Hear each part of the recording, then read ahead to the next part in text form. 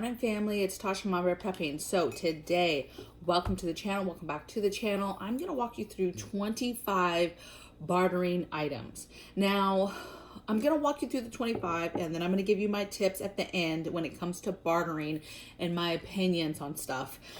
Some of this stuff, you guys, just to be honest, the type of prepper that I am is stuff that I am not going to be bartering or I have to be getting something offered to me that is just like crucial to life and death for me to give it up. So I'm just going to give you a crude list of 25 items to think about that will be highly valuable for bartering opportunities. And then you can take it for what you want. And then at the end, I'm going to give you at least 3 tips. Okay. All right. So let's get into it. So number 1, water. Again, this is an item that I probably will not be bartering, but water will be super important. Water, any kind of water filters, filtration systems, things to filter water, purify water, any of those things, anything that has to do with water. Number 2, fuels. Any type of fuels. Again, this is fuels that could be for some sort of generator, for your alternate heating sources, alternate cooling sources, alternate cook sources. Basically, all types of fuel will be super high value. So gasoline, diesel, if you've got your hands on any kind of propane, butane, alcohol, whatever it is, anything, wood, charcoal, any of that stuff, any kind of fuel is going to be important. Even a piece of property with wood on it, with trees on it, is going to be valuable. Okay. 3 is batteries. 4 is medicines and medical supplies. 5 is ammunition. 6 is books and manuals, if you have the extra to give away. But again, depending on what it is you're trying to get for it, could be of value. 7, preserving food items. So any kind of food preservation items, anything, canners, extra bags, extra oxygen absorbers, any of that stuff. 8, toilet paper. 9, tools, any kind of hand tools, tools to do this, tools to do that.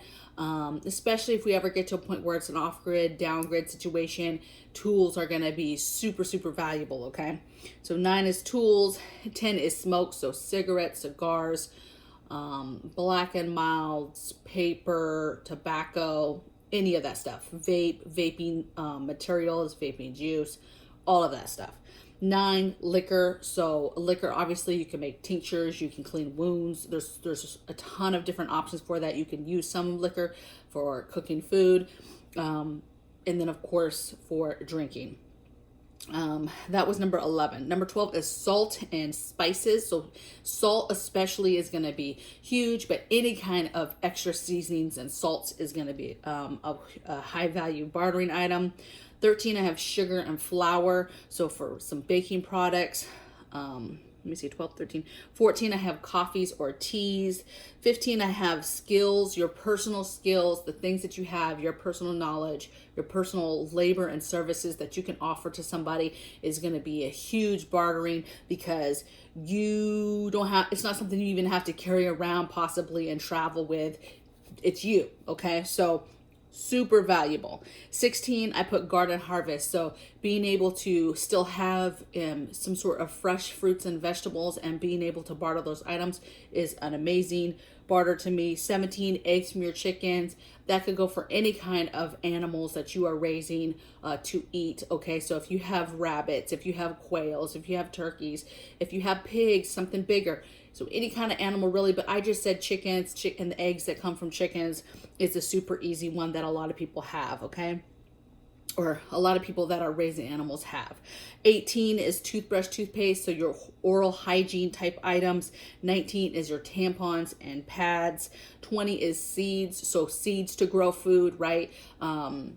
Heirloom seeds, GMO seeds, like seeds are going to be super valuable, and being able to, especially if we get to a place where there is no supply and demand, there is no food on shelves, it literally is coming down to what you can grow yourself and barter between people, okay? Seeds will be invaluable. 21 is bleach. So again, just another way to disinfect and to clean water. 22, condiment packs. So all your, ketchup, mustard, mayonnaise, pickles, your sugars, your salt, your pepper, all those things that come in like a condiment size little packet. Stock those up because those are valuable, super valuable, because one, they are shelf stable, don't have to be kept in any kind of like refrigerator, and it's a one use, two use type situation. Hot sauces is going to be huge. I mean, people love their hot sauce, and hot sauce will really kick up some beans or rice. So hot sauce, condiments, ketchup, soy sauce, get all those are great for bartering. 23, I said just soap. So soap in general to keep people clean, soap, deodorant, that type of thing, hygiene type stuff to keep you clean. 24, I said lighters. So lighters, matches, again, if we're in any kind of situation where people are trying to have to light fires and cooking over fires, and or not having a home and living out on the land, you're going to need a way to start a fire, okay? And you do that with lighters, matches. If you have a home and you're cooking in the backyard, or you need it for candles or lighting some sort of fire in your house, wood stove, whatever.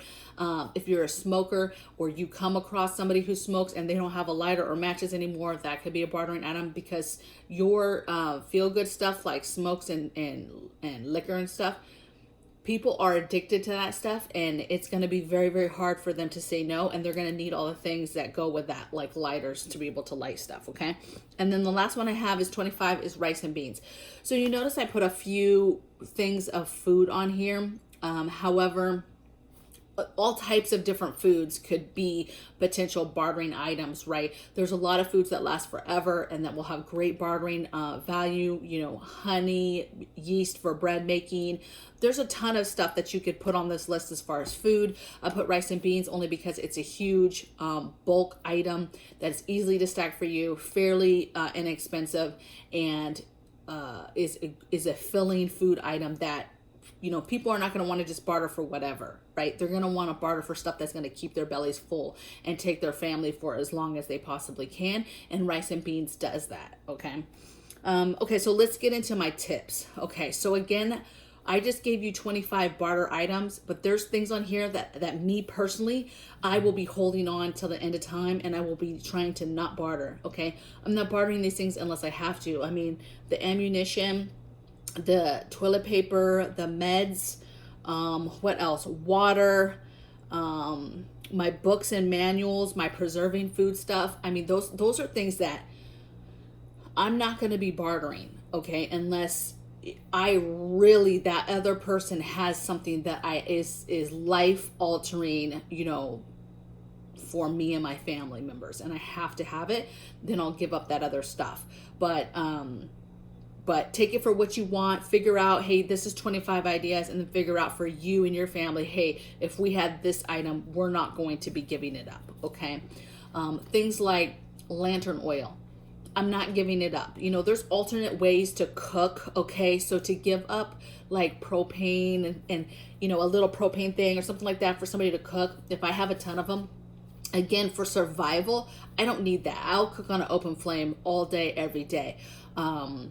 But there's certain things that I'm not trying to do without if I don't have to, and that I'm not going to be trying to barter. I want to be able to see possibly, and I have lanterns and I need lantern oil. I have a ton of it, but I'm not trying to probably barter that, okay? There's just certain things I'm not going to barter. You guys, our water, I'm not giving up water. I'm just not, okay? Because think about it. If you live somewhere where it doesn't rain a lot, that water is gold and you need it to live. You're going to need it to survive. And if you live somewhere where it rains all the time, well, they can catch their own stinking water. You don't need to barter water because they can get their own buckets and sources and, catch their own water, okay? It's not going to be that big of a deal. Okay, so here's my 3 tips. My first tip is be careful how you engage in bartering, meaning, you have to be very careful what people you engage with when it comes to bartering. You need to think of it as these are the same people that maybe you would only be talking to, maybe that already know kind of that you prep a little bit, your friends and family. Just be very cautious about who you're bartering with, because the minute you barter something, you kind of are now, it's not gray men, you have something that that person wants, okay?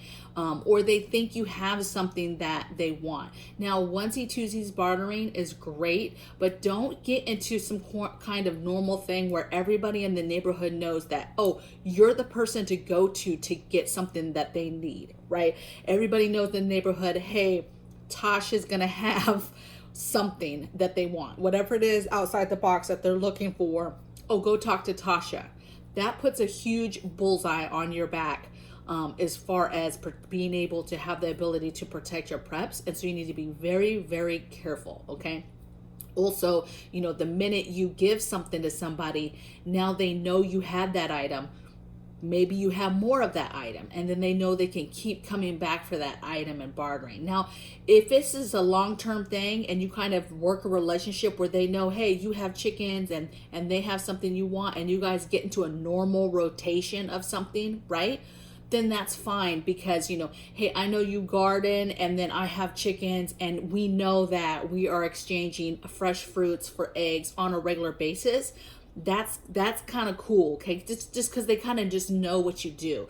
But, you know, if they come sometime for medicine, like something hardcore that would be hard to find, and then you have it all of a sudden, and you help them in that, you know, situation, and then the next time they need something, they're coming to you like, well, she had this other medicine, she'll probably have this other stuff. So be very, very careful. Number 2 tip is, never show your bartering stockpile. So if you start to get into some sort of like your bartering, don't let that person see everything you have. Like, don't be taking them into the room or the bucket or the tub or whatever it is of all your bartering. Like, oh, you know, take your pick of what you want. You know, you have this that I want, but hey, take your pick out of this bucket of goodies that you want, right?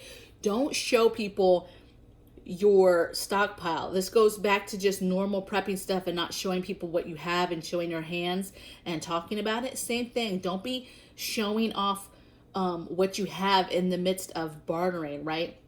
This isn't a flea market. You're not displaying all your bartering items and being like, hey, let's barter. Like, no. Unless you have a skill or something that is a known thing that people know you have, that's okay that people know they know. But don't be displaying everything that you have to offer.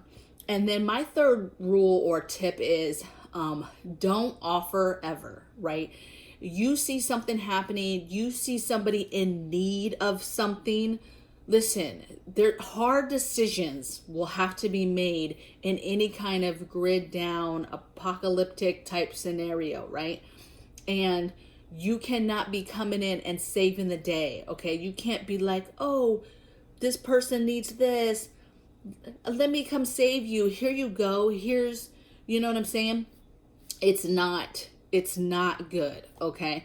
I'm not saying don't help people, don't help your neighbors, don't help your friends, but you need to be very cautious about what you're letting people see again, what you're sharing with them, and don't be offering, right? Don't be like, oh, I have that, you know, what do you have for me or whatever. Don't do that, okay? Because you're gonna run out of preps, you're going to run out of stuff to barter, you're going to run out of stuff, and you put a bullseye on your back. So again, bartering is going to be a very tricky thing. Some stuff will be very easy, right? Because it will be a known open thing, right? Like, oh, they have chickens, let's see if we can get some eggs from them, because we can hear the chickens, we can hear the rooster.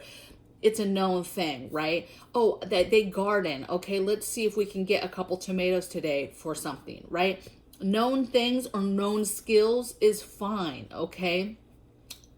That's okay to somebody knows that you're super good at something to help you. Hey, I know that they're a canning person. Let me figure out how to can, you know, I have this canner that I never use. Let me go to her and just see how I can do that off grid or whatever, or curing meat or whatever. Okay. Skills are going to be important, right? We caught a deer. I don't know how to, you know, skin it. I'm going to go get Fred to help me up the road to help me skin it and show me that skill. That's what I'm talking about, okay? Known things are okay, but you need to be very careful with just coming in, saving the day. Like, I got all these bartering items. You know, take your pick, and, you know, I can help you, okay? That's not the mindset that you want to be in when you're in a survival shit hit the fan scenario. Okay, so I hope this helps you guys. I'd love to hear in the comments below some of your bartering items, things that you think that you have in your preps that you think are good bartering items, anything you thought I forgot, just your thoughts in general on my list. You know, is there some stuff that you would never barter ever, like you're not going to give it up, you're going to keep it for as long as you can, or just a major bartering thing that you think I forgot that we can add to the list, okay? Because we're all learning from each other. And I will see you guys tomorrow on the next video, okay? Take care. Bye.